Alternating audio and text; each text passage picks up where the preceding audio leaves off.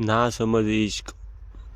शहर की भीड़ में एक पुरानी सी गली थी जहाँ शाम होते ही पीली रोशनी के नीचे खामोशी उतर आती थी।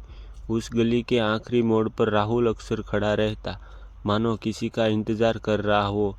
लोग आते जाते थे, लेकिन राहुल की नज़रें सिर्फ एक चेहरे को ढूंढती, नेहा को।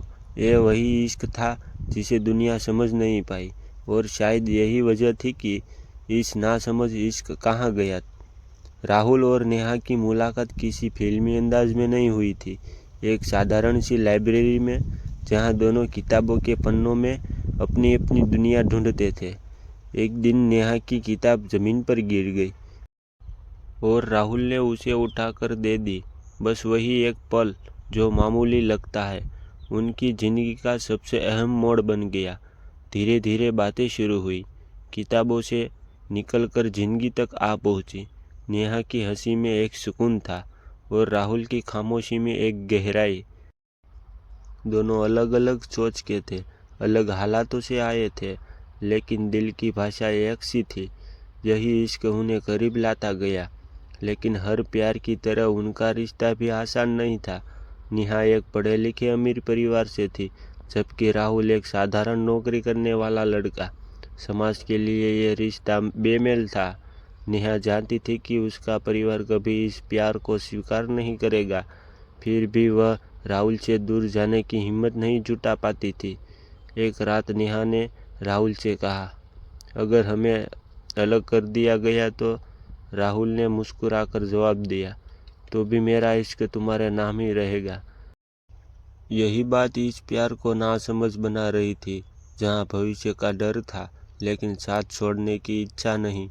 दोनों जानते थे कि उनका रिश्ता किसी न किसी मोड़ पर टूट सकता है, फिर भी वे हर पल को जीना चाहते थे। कुछ महीनों बाद नेहा के परिवार ने उसकी शादी कहीं और तय कर दी। ये खबर राहुल के लिए किसी तूफान से कम नहीं थी। उसने खुद को मजबूत दिखाने की कोशिश की, लेकिन अंदर से वह टूट चुका था। नेहा भी खामोश थी, क्योंकि वह अपने परिवार और अपने प्यार के बीच फंस चुकी थी। शादी से एक हफ्ते पहले नेहा अचानक लापता हो गई। पूरा परिवार परेशान था। राहुल को बस इतना पता था कि नेहा ने उसे एक आखिरी मैसेज भेजा था, अगर आज नहीं आई तो समझ लेना मैं हार गई। वो रात राहुल के जीवन की सबसे लंबी रात थी। हर घंटे में सस्पेंस था, हर पल में डर। सुबह होने से पहले राहुल उसी गली में खड़ा था जहाँ वह अक्सर नेहा का इंतजार करता था। तभी दूर से एक साया उसकी ओर बढ़ता दिखा। दिल जोर जोर से धड़कने लगा। वो नेहा थी, लेकिन उसकी आंखों में आंसू थे। उसने बताया कि उसने शादी से इनकार कर दिया था। परिवार नाराज था, रिश्ते टूट गए थे, लेकिन उसने पहली बार अपनी ज़िंदगी का फैसला खुद लिया था। राहुल कुछ बोल ही नहीं पाया, उसकी आंखें भर आई। नेहा ने कहा, मैं जानती हूँ हमारा प्यार समझदारी भरा नहीं है, लेकिन ये दिल से सच्चा है। राहुल ने उसका हाथ थाम लिया।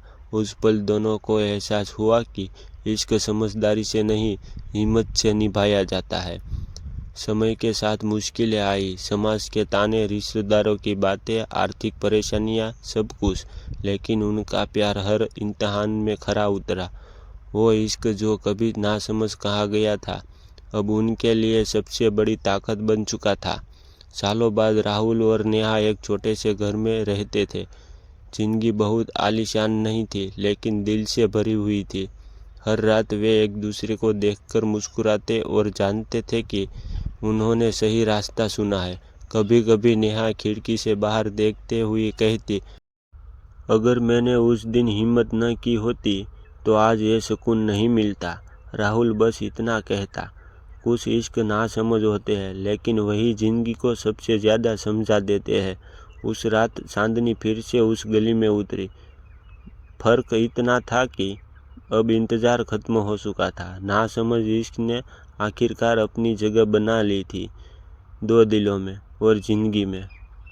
सुविचार, जो प्यार समाज की समझ से बाहर हो, वही अक्सर दिल की सबसे सच्ची आवाज़ होती है।